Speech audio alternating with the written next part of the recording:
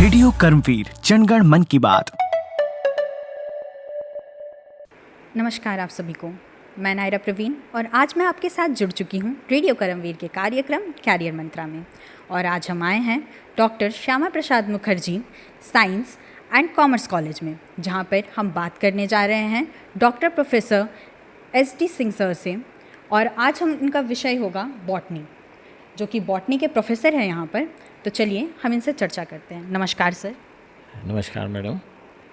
Sir, मैं आपसे ये जानना चाहूँगी कि आप एक छोटा सा ब्रीफ इंट्रोडक्शन दें ताकि हमारे दर्शकों को आपके बारे में पता चल सके। मैडम बेसिकली मेरा सिलेक्शन वर्ष 1992-93 में मध्य प्रदेश लोक सेवा आयोग के द्वारा असिस्टेंट प्रोफेसर के पद पर हुआ था। उसके पश्चात सन 2007 में मेरा MPPSC के माध्यम से पदोन्नति के द्वारा प्रोफेसर में पदांकन हुआ है। मेरी लगभग 33 वर्ष की सर्विसेज हो चुकी हैं और इस बीच में मैं बॉटनी के प्रोफेसर के रूप में यहाँ पर कार्यरत हूँ। तो सर, मैं आपसे जानना चाहूँगी बॉटनी सब्जेक्ट में स्टूडेंट को करियर बनाने में किस तरीके से हेल्प करती है? बॉटनी एक ऐसा सब्जेक्ट है, इसके लिए जैसे आप सभी समझते हैं कि हमारे वैज्ञानिक बोस जी ने कहा था कि हर पौधे में जीवन है। जीवन है अर्थात उसमें कोई ना कोई जैविक क्रियाएं हो रही हैं, जैसे प्रकाश संश्लेषण। यदि हम देखें तो पौधे वातावरण की कार्बन डाइऑक्साइड को लेकर कार्बन डाइऑक्साइड का उपयोग करके ऑक्सीजन उत्पन्न करते हैं। ऑक्सीजन मानव जीवन जंतुओं के जीवन में एक महत्वपूर्ण रोल रखती है और ये ऑक्सीजन यदि ना हो तो कोई भी जीव जंतु किसी भी तरह से जीवित नहीं रह सकता। इसलिए हम ये मान के चलते हैं कि पेड़ पौधे और जंतु आपस में एक दूसरे के पूरक हैं। इसलिए पेड़ पौधों का होना ही उतना आवश्यक है जितना कि जीव जंतुओं का होना। इसलिए हम ये कह सकते हैं कि हमारी basis of life he oxygen है और ऑक्सीजन के लिए पेड़ पौधे ही जिम्मेदार हैं। सर, मैं आपसे ये भी जानना चाहूँगी कि जैसे सीनियर सेकेंडरी क्लासेस में हम ऐसे कौन से सब्जेक्ट्स लें जिससे हम बॉटनी को अपने करियर के लिए चुन सकते हैं? हाँ, आपने बहुत अच्छा प्रश्न किया। पहले ये था कि पहले बायोलॉजी वे बच्चे जो 12th में 12वीं में केमिस्ट्री बॉटनी जूलॉजी सब्जेक्ट लेते थे वे आकर ही BSc फर्स्ट ईयर में बॉटनी सब्जेक्ट ले सकते थे। परंतु पिछले वर्ष ही हमारे यहाँ जो नेशनल एजुकेशन पॉलिसी आई है उसमें काफ़ी सारे बदलाव हुए हैं। उसमें काफ़ी सारा बच्चों को विभिन्न सब्जेक्ट में विभिन्न विषयों में अध्ययन करने के लिए छूट भी प्रदान की गई है, थोड़ी स्वतंत्रता भी दी गई है कि आर्ट्स का बच्चा भी साइंस का एक सब्जेक्ट लेके पढ़ सकता है और साइंस वाला बच्चा भी आर्ट्स का एक सब्जेक्ट लेके पढ़ सकता है। फ़र्क सिर्फ इतना है कि जो बच्चे मेजर बॉटनी लेते हैं 12th में और वे मेजर बॉटनी वाले बच्चे ही BSc फर्स्ट ईयर में मेजर बॉटनी सब्जेक्ट ले सकते हैं। लेकिन जो माइनर सब्जेक्ट लेते हैं उन बच्चों को आगे PG या UG में उन सब्जेक्ट को लेने में इतना आसान नहीं होता या उनको इस तरीके की कोई प्रवेश की पात्रता नहीं रहती। तो जो मेजर सब्जेक्ट लेते हैं बॉटनी 12th में भी लेंगे, पहले बायोलॉजी के बच्चे लेते थे, इसी तरीके से ये लेंगे और वो आगे BSc फर्स्ट ईयर में बॉटनी को एज ए मेजर सब्जेक्ट स्नातक स्तर पर ले सकते हैं। और यही स्नातक स्तर पर जो मेजर बॉटनी से पढ़े हुए बच्चे पोस्ट ग्रेजुएशन या स्नातकोत्तर में भी बॉटनी सब्जेक्ट ले सकते हैं। सर, आप कृपया हमें ये बताएं कि अगर किसी को बॉटनी लेने के बाद उसमें जॉब करने का मन नहीं हुआ और उसे एक अलग करियर बनाना है तो इसमें और करियर ऑप्शंस क्या क्या हो सकते हैं? हाँ, यदि हम नई शिक्षा पद्धति को देखें तो इसमें एक बहुत अच्छी बात ये हुई है कि इसमें BSc यानी स्नातक स्तर पर और MSc या PG स्तर पर बच्चों को बहुत अच्छा एक प्रोजेक्ट, इंटरप्रेन्योरशिप और साथ ही कम्युनिटी उसके प्रोग्राम्स, छोटे छोटे प्रोग्राम्स हैं। इन प्रोग्राम्स में प्रोजेक्ट बनाने में, इंटरप्रेन्योरशिप में बच्चा जाता है और जाकर विभिन्न इंडस्ट्री का बहुत सारे ऐसे हर्बल गार्डन का, एग्रीकल्चर फील्ड का, इन सब का अवलोकन करता है, उनका निरीक्षण करता है और इन सब में जाके कब काम करता है तो उसके अंदर एक स्किल डेवलपमेंट होता है। स्किल डेवलपमेंट मतलब उसका कौशल विकास होता है। तो कौशल को विकसित करने में ये जो नया एजुकेशन पॉलिसी हमारी या नेशनल एजुकेशन पॉलिसी लागू हुई है बहुत ही मददगार है और इससे बच्चों को आगे भविष्य में रोज़गार मिलने की काफ़ी सारी संभावनाएं बढ़ी हैं। क्योंकि जब बच्चा किसी भी इंडस्ट्री में जाता है और इंटर्नशिप करता है, 15 दिन या 10 दिन काम करता है, जैसे यहाँ नॉर्मली इसमें 2 वीक का रहता है, हमारे यहाँ 14 दिन का। तो जब बच्चा काम करता है तो उस जो थ्योरी पढ़ी हुई है या जो उसने थ्योरेटिकल एस्पेक्ट पढ़े हैं उसका प्रैक्टिकल एस्पेक्ट वहाँ जाकर वो किसी भी इंडस्ट्री में, चाहे वो वुड इंडस्ट्री हो, कलर इंडस्ट्री हो, चाहे किसी भी तरीके के मसाले बनाने की इंडस्ट्री हो या फूड पैकेजिंग की इंडस्ट्री हो, किसी में भी जाके बच्चा काम करता है, या हर्बल गार्डन में जाता है, या ऐसे प्लांट्स जो मेडिसिनल वैल्यू रखते हैं उन मेडिसिनल प्लांट्स को देखता है, या ऐसी फैक्ट्री में जाता है जहाँ मेडिसिन तैयार हो रही हैं, उनमें किसी न किसी तरीके से प्लांट्स का उपयोग किया जा रहा है। तो ये सब देखने के बाद बच्चा उसको प्रैक्टिकल एस्पेक्ट सीखता है और बच्चे को ये चीज़ आती है कि ये किस तरीके से ये प्रोसेस होकर चीज़ें या उत्पाद हमेशा तैयार होते हैं। तो इसलिए ये एक तरीके से जो इंडस्ट्री में जाकर जब बच्चा काम करता है तो वो एक एंटरप्रेन्योर की तरह काम करता है और आगे भविष्य में एक अच्छा उद्योगपति बनने की उसमें संभावनाएं भी जागृत होती हैं। सर, एनईपी के आ जाने से बॉटनी सब्जेक्ट में किस किस प्रकार के चेंजेस आए हैं? जैसा हमने आपको पहले ही बताया था कि पहले जो पुरानी शिक्षा पद्धति चल रही थी उसमें यह था कि यदि बीएससी फर्स्ट ईयर करके विद्यार्थी छोड़ देता है पढ़ाई तो उसे कोई डिग्री नहीं मिलती। इसी तरीके से सेकेंड ईयर के बाद यदि छोड़ देता किसी कारणवश या किन्हीं भी परिस्थितियाँ फेवरेबल नहीं होती हैं तो यदि छोड़ता है तो उसे कोई डिग्री या किसी तरीके कोई ऐसा कोई प्रावधान नहीं था। परंतु अभी जो नेशनल एजुकेशन पॉलिसी लागू हुई उसमें यह है कि यदि बीएससी फर्स्ट ईयर के बाद बच्चा पढ़ाई किसी कारण से छोड़ता है तो उसे सर्टिफिकेट देने की मान्यता है, और यदि सेकेंड ईयर के बाद यदि छोड़ता है तो उसे डिप्लोमा प्राप्त होता है, और जब वो थर्ड ईयर के बाद छोड़ता है तो उसे डिग्री प्राप्त होती है। और इसमें भी एक कुछ कंडीशंस ऐसी हैं कि एक सर्टेन परसेंटेज के बाद बच्चे जो लेते हैं उनको ही फोर्थ ईयर, ये इसमें ग्रेजुएशन जो पहले 3 साल का हुआ करता था अब इसमें 4 साल का हो गया। 4 साल में क्या होता है, जब चौथे साल में बच्चा, डिग्री तो तीसरे साल में मिलती है, परंतु जो बच्चा ऑनर्स डिग्री लेना चाहता है स्पेसिफिक सब्जेक्ट में तो वो ऑनर्स के लिए वो चौथे साल में भी स्टडी कर सकता है। साथ ही साथ नवीन शिक्षा पद्धति में ये अंतर आया है कि जो पीजी या पोस्ट ग्रेजुएशन या स्नातकोत्तर पाठ्यक्रम थे जो 2 वर्ष के हुआ करते थे अब वे स्नातकोत्तर पाठ्यक्रम 1 वर्ष का हो गया है। तो इसलिए नवीन शिक्षा पद्धति में बहुत सारा, कहना चाहिए पुरानी शिक्षा पद्धति से काफ़ी हद तक परिवर्तन किया गया है, और इस शिक्षा पद्धति को इस ढंग से तैयार किया गया कि अधिकतर बच्चों के अंदर स्किल डेवलपमेंट हो, वो एंटरप्रेन्योर बने, वो आने वाले समय में इंडस्ट्रीज बने, वो रोज़गार प्राप्त करने वाले ना बनकर रोज़गार दाता बने, और नए नए विद्यार्थियों को, नए युवाओं को रोज़गार देने वाले बने। तो आने वाले समय में हमें थोड़ा सा इंतज़ार करना पड़ेगा। ये नवीन शिक्षा पद्धति का आने वाले समय में एक बहुत ही अच्छा रिजल्ट मिलने वाला है, इसका बहुत ही अच्छा परिणाम मिलने वाला है, तो हमें इसका थोड़ा सा इंतज़ार करना पड़ेगा।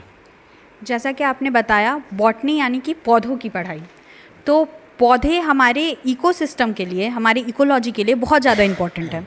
तो इकोसिस्टम को बचाने में, उसको और अच्छी तरीके से ग्रोथ करने में बॉटनी का क्या योगदान है सर? बॉटनी मैंने बोला ना, पेड़ पौधे और जीव जंतु एक दूसरे के पूरक हैं। पूरक इसका इन द सेंस हम इसको ये समझेंगे कि आप इकोलॉजी की जब बात कर रहे हैं तो ecology is nothing but the, it is actually combination of oikos and logos. It is a Greek शब्द या ग्रीक वर्ड, उससे ये शब्द निकला है। इसका अर्थ ये है कि साथ साथ जीवन, कैसा साथ साथ, वातावरण के साथ। तो यदि एज ए मतलब बॉटनिस्ट, एज ए प्रोफेसर मैं कहूँ तो इकोलॉजी को एक शब्द में ये भी कहा जाता है कि interaction between the abiotic and biotic components in relation to energy flow, food chain and mineral cycling. यानी अजीवित और जीवित का आपस में ऐसा संबंध जो कि फूड चेन, फूड वेब और एनर्जी फ्लो और मिनरल साइकिलिंग के साथ चल रहा है, तो वो उसको हम इकोलॉजी बोलते हैं। अब आप किसी भी चीज़ को ले लीजिए, हमारे वातावरण में या तो अजीवित होगी या जीवित होगी, और इन दोनों का आपस में एक वातावरण में उसका एक इंटरेक्शन, एक अंतर संबंध है। और अंतर संबंध ये है कि इन्हीं अंतर संबंध के कारण हम बहुत सारे तरीके के हमें इकोसिस्टम निर्मित होते हैं। जैसे यदि ज़मीन पे हमें इकोसिस्टम देखें तो लैंड इकोसिस्टम कहलाता है। यदि किसी तालाब, भोपाल में बहुत सारे तालाब हैं, तालाब के यदि अंदर स्टडी करेंगे तो वो पॉन्ड इकोसिस्टम कहलाएगा। यदि किसी रिवर के अंदर जो जीवित और अजीवित मिलेंगे सारे, जैसे प्लांट्स, फाइटोप्लैंक्टन्स, जूप्लैंक्टन्स, इनकी स्टडी होगी तो हम उसको रिवर इकोसिस्टम कहेंगे। इसी तरीके से यदि समुद्र में जाके उनके पेड़ पौधे और वनस्पति की स्टडी करेंगे, जीव जंतु की स्टडी करेंगे तो एस्चुराइन मेराइन इकोसिस्टम कहलाएगा। इसी तरीके से यदि फॉरेस्ट की में जाकर स्टडी करते हैं तो फॉरेस्ट इकोसिस्टम कहलाता है। इसी तरीके से यदि ग्रासलैंड में जाकर स्टडी करेंगे तो वहाँ के जीव जंतु और वहाँ के जो अजीवित और जीवित हैं वो एक अलग तरीके का वातावरण बनाएंगे, वो ग्रासलैंड इकोसिस्टम होगा। तो there are so many ecosystem are there existing in the our environment. और हमारे एनवायरनमेंट में जो बहुत सारे जो इकोसिस्टम एग्जिस्ट करते हैं वो डिपेंड किस पे करते हैं? इकोसिस्टम का बेस या बेसिक आधार है प्रोड्यूसर्स। और प्रोड्यूसर्स कौन होते हैं? प्रोड्यूसर्स वो होते हैं जो ऑल दी ग्रीन प्लांट्स, जो ग्रीन प्लांट्स हैं जिनमें क्लोरोप्लास्ट है, उन पौधों में भोजन बनाने की शक्ति है। तो वो जब भोजन बनाते हैं, उन जो प्रोड्यूसर्स हैं उस पर जो डिपेंडेंट होते हैं वो फर्स्ट लेवल के जो कंज्यूमर होते हैं उन्हें कंज्यूमर ऑफ फर्स्ट ऑर्डर या उन्हें उपभोक्ता बोलते हैं प्रथम चरण के। यदि ये उपभोक्ता, जैसे मान लीजिए कोई ग्रास लैंड है, तो ग्रास लैंड में अल्टीमेटली क्या होगा? ग्रास हॉपर्स होंगे जो उस पर एक तरीके से कंज्यूमर होंगे जो पत्तियों को खाएंगे फर्स्ट ऑर्डर। उन ग्रास हॉपर्स को खाने वाली छोटी छोटी चिड़ियाँ होंगी, वो सेकंड नंबर का कंज्यूमर होगा। और हो सकता है इन छोटी छोटी चिड़ियाओं को खाने वाले चील, बाज और बड़े बड़े कोई और जंतु भी हो सकते हैं, शेर, जेकाल, ये सब भी हो सकते हैं। तो ये टॉप ऑर्डर के हो गए। और इन सबको खाने वाला अल्टीमेट तो शेर है, जिसे हम कंज्यूमर ऑफ टॉप ऑर्डर बोलते हैं। तो consumer, producer, consumer of first order, consumer of second order and consumer of top order, ये एक सिस्टम बनाता है। चाहे वो ग्रासलैंड हो, चाहे पॉन्ड इकोसिस्टम हो, चाहे मैरीन इकोसिस्टम हो, चाहे रिवर इकोसिस्टम हो। तो इकोसिस्टम का मतलब ये है कि अजीवित और जीवित का एक अंतर संबंध जो आपस में किसी भी स्थान का बैलेंस बनाने के लिए ज़रूरी है। और इसीलिए कहा जाता है कि किसी भी इकोसिस्टम को किसी भी तरीके से डिस्टर्ब ना किया जाए, कि यदि डिस्टर्ब करते हैं तो एक चीज़ को हम डिस्टर्ब करते हैं तो दूसरे तरीके का किसी न किसी, या तो किसी पर्टिकुलर एनिमल्स अथवा किसी भी दूसरी किसी प्रजाति के पौधों की अधिकता हो जाएगी।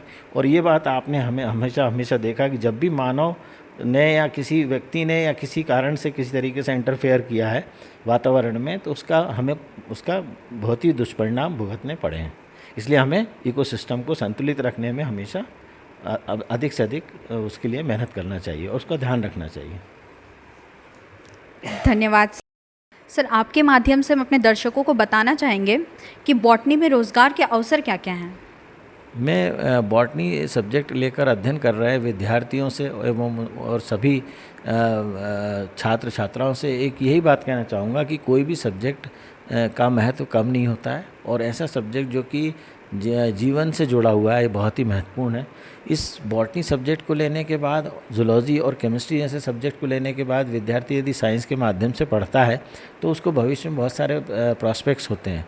मैंने ऐसा देखा है कि बहुत सारे स्टूडेंट जो स्नातक डिग्री प्राप्त करने के बाद उन्हें दो जगह बहुत अच्छे प्रॉस्पेक्ट्स मिलते हैं। एक तो शासकीय सेवाओं में, जैसे राज्य वन सेवा परीक्षा जो प्रतिवर्ष मध्य प्रदेश लोक सेवा आयोग के माध्यम से होती है, इसी तरीके से केंद्रीय वन सेवा भी होता है जो कि संघ लोक सेवा आयोग के द्वारा आयोजित की जाती है। उसमें वो जाकर फॉरेस्ट डिपार्टमेंट से रिलेटेड जो जॉब्स हैं उनको प्राप्त कर सकते हैं। साथ ही साथ दूसरे, यदि मान लो विद्यार्थी ग्रेजुएशन के बाद यहाँ जॉब नहीं मिल सकता तो दूसरा उन्हें बहुत सारी हमारे यहाँ जो शोध केंद्र हैं जिन्हें हम बोलते हैं रिसर्च सेंटर्स हैं, वहाँ पर उन्हें हमेशा नॉर्मली दो कैटेगरी में, एक तो अधिकारी वर्ग में उन्हें लिया जाता है और दूसरा असिस्टेंट बतौर भी लिया जाता है। तो जब असिस्टेंट बतौर लिया जाता है तो उनमें लैब असिस्टेंट, लैब टेक्नीशियन, ये इन पोस्ट पर भी इनको लिया जाता है। और वे इस पर यदि बहुत दिन तक काम करते हैं, अच्छा काम करते हैं, तो उन्हें पदोन्नति और वहाँ पर तरक्की मिलने के काफ़ी सारे आसार होते हैं। कुछ लोग लैब अटेंडेंट के रूप में भी काम करते हैं तो आगे लैब टेक्नीशियन और फिर उनको डिफरेंट ऊपर प्रमोशन के आसार होते हैं। इसी तरीके से पौधों के पहचान या आइडेंटिफिकेशन ऑफ प्लांट्स के लिए कई सारे हमारे यहाँ जो इंस्टीट्यूट्स हैं और कई सारी लैब्स हैं। छोटी छोटी लोगों ने आज के समय में तो बहुत सारी प्राइवेट लैब भी खोल ली हैं जहाँ पर प्लांट्स के विभिन्न भागों को लेकर उनके साथ केमिकल्स के साथ ट्रीटमेंट करके उनके विभिन्न ऑब्जर्वेशन करके उनके बहुत सारे नए नए रिजल्ट्स निकाले जा रहे हैं। तो बहुत सारी लैब भी खुली हुई जहाँ के विभिन्न पौधों के कई सारे अध्ययनों किया जाता है, जैसे वायु प्रदूषण, जल प्रदूषण, इस तरीके की हर चीज़ों को आकलन भी उसके द्वारा किया जाता है। तो प्राइवेट लैब भी वो चाहे तो आगे स्टूडेंट्स खोल सकते हैं और उसमें उनको प्रॉस्पेक्ट्स मिल सकते हैं। उसमें बहुत सारे रोजगार की संभावनाएं हैं। तो जैसे कि हमने अभी कुछ देर पहले ही हमारी इकोसिस्टम में जो चेंजेस आ रही हैं इसके बारे में बात किया, तो आपके हिसाब से हमारा जो इकोसिस्टम है, हमारा जो इकोलॉजी है, वो कैसे डिस्टर्ब हो रहा है? पॉल्यूशन के क्या क्या कारण हो सकते हैं? हाँ, जैसा मैंने बताया था कि इकोसिस्टम में संतुलन बहुत आवश्यक है। संतुलन मीन्स ऐसा है कि हर चीज़ को संतुलित रखना आवश्यक है। यदि एक चीज़ में भी असंतुलन होगा तो दूसरी चीज़ में ऑटोमेटिकली उसमें चेंज या परिवर्तन आएगा। जैसे कि अब आप देख रहे हैं कि डे बाय डे हमारे यहाँ इंडस्ट्रियलाइजेशन हो रहा है, नई नई इंडस्ट्रीज़ डल रही हैं, अर्बनाइजेशन हो रहा है, शहरों का शहरीकरण हो रहा है, शहर बढ़ रहा है। तो ये बढ़ कहाँ रहे हैं? बढ़ तो एग्रीकल्चर लैंड में ही रहे हैं। जहाँ पहले एग्रीकल्चर लैंड थी या फॉरेस्ट लैंड है, फॉरेस्ट लैंड है तो फॉरेस्ट कटेंगे। एग्रीकल्चर लैंड है तो वहाँ का एग्रीकल्चर कम हो जाएगा एरिया, तो एग्रीकल्चर कम हो जाएगा तो अन्न का उत्पादन या खाद्यान्न का उत्पादन कम हो जाएगा। तो डेफिनेटली इसके कारण वहाँ पर बायोटिक प्रेशर, लोगों का ज़्यादा लोगों का रहना उन सब उस पर्टिकुलर स्थान पर, उसके कारण बायोटिक प्रेशर बढ़ता है। इसके कारण वहाँ आप देख रहे हैं जब शहरीकरण हो रहा है, जनसंख्या बढ़ रही है, जनसंख्या बढ़ने के कारण क्या हो रहा है, डिमांड बढ़ रही है। डिमांड के अनुसार आप देखिए आज की तारीख में व्हीकल बढ़ गए। व्हीकल बढ़ने से जब हम पेट्रोल और डीजल यूज़ करते हैं तो ये अल्टीमेटली क्या करते हैं, वायु प्रदूषण बढ़ाते हैं।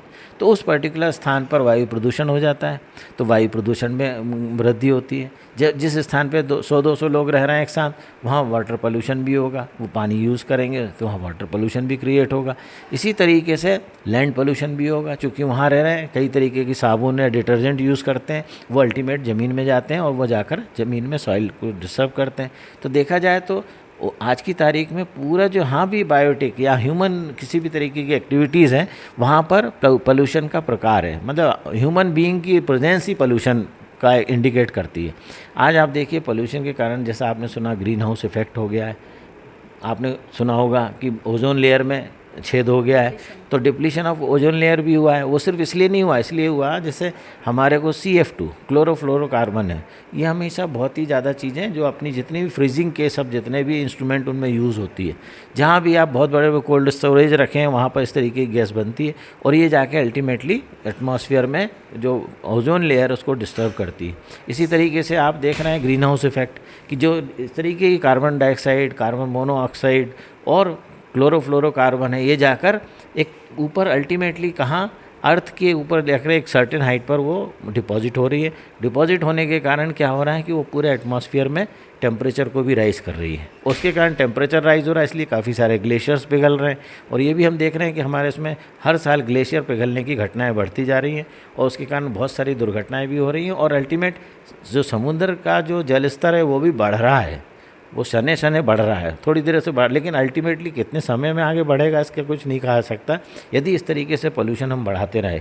इसीलिए हमारे को सभी बड़े बड़े वैज्ञानिकों का ये मत है और हर वर्ष इसीलिए 5 जून को पर्यावरण दिवस मनाते हैं, सभी को जागरूक करते हैं, पर्यावरण से संबंधित बहुत सारे कार्यक्रम किए जाते हैं, हर वर्ष प्लांटेशन किए जाते हैं। ये सब इसीलिए किए जाते हैं कि हमारा जितना ज़्यादा से ज़्यादा पर्यावरण संतुलित रहेगा तो हमारा एयर पोल्यूशन कम होगा, वाटर पोल्यूशन कम होगा, लैंड पोल्यूशन कम होगा। और इवन हमारे एग्रीकल्चर में भी आप देखिए सारे केमिकल्स फर्टिलाइज़र यूज़ हो रहे हैं, वो अल्टीमेटली जाके हार्म कर रहे हैं सॉइल को, तो लैंड पोल्यूशन भी बढ़ा रहे हैं। और लैंड पोल्यूशन में जब बारिश होती है तो बारिश के माध्यम से ये जो पूरा लैंड में जो केमिकल है वो थ्रू रिवर और उसके रिवर के द्वारा विभिन्न घरों में पीने के पानी के माध्यम से ये आपके ह्यूमन बीइंग के बॉडी में तक जा रहा है। इवन हमारे कुछ हैवी मेटल्स होते हैं जैसे iron, lead, zinc, nickel, cobalt, ये इस तरीके के हैवी मेटल्स हैं जो जाके बॉडी में जाने के बाद हार्मफुल एक्टिविटीज़ रखते हैं। इवन दो कई बार तो ये भी कहा जाता है कि ये काफ़ी कार्सिनोजेनिक एक्टिविटीज़ भी या इनके अंदर सिम्टम्स होते हैं। तो ये सब वैज्ञानिकों के विभिन्न विश्लेषण है, उससे पता चलता है। तो हमें हमेशा अपना इकोसिस्टम को संतुलित रखना है, हमारे घर के आसपास वातावरण स्वच्छ रखना है, पेड़ पौधों को लगाना है और हमारे वातावरण में अधिक से अधिक ऑक्सीजन रहे और हमारा वातावरण और जो इकोसिस्टम है पूर्णतः संतुलित रहे। इसके संतुलन बनाए रखने का प्रयास करना चाहिए, वरना आने वाले समय में जब आज से 30-40 साल बाद या 50 साल बाद ऐसी स्थिति आ जाएगी, सारे ग्लेशियर्स पिघल जाएंगे, समुद्र का स्तर बढ़ जाएगा, फिर हमारे रहने की ज़मीन नहीं रहेगी। और चूंकि इस तरीके से यदि मान लो हमारे चारों तरफ इंडस्ट्रीज़ बढ़ती रही, पोल्यूशन होता रहा, उसका हमें किस तरीके से रेमेडी नहीं निकाल पाए, तो चारों तरफ बहुत ही आने वाला समय बहुत ही टफ और बहुत ही आदमी का जीवन दूभर हो जाएगा। इसलिए हमें चाहिए कि हम वातावरण की रक्षा करें, पोल्यूशन, पानी, water pollution, air pollution, land pollution, इन सबको जितना भी हो सके कम से कम करने का प्रयास करें और हमेशा इसके लिए नई नई रेमेडीज़ खोजना आवश्यक है। जी सर, आपने बहुत सही कहा कि हमें सस्टेनेबल डेवलपमेंट का यूज़ करना चाहिए, क्योंकि जब तक हम लोग सस्टेनेबल डेवलपमेंट नहीं लाएंगे तब तक हमारी प्रकृति को बचाया नहीं जा सकता है।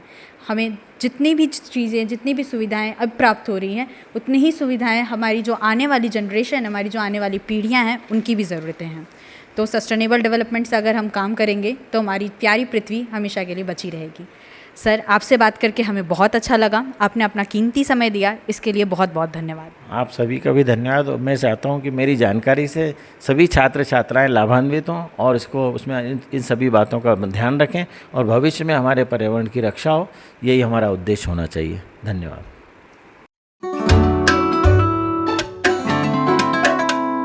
आओ हम सब थामे हाथ, गांव शहर के करेंगे बात, खेतों और खलियानों से जुड़कर करेंगे जनगण मन की बात।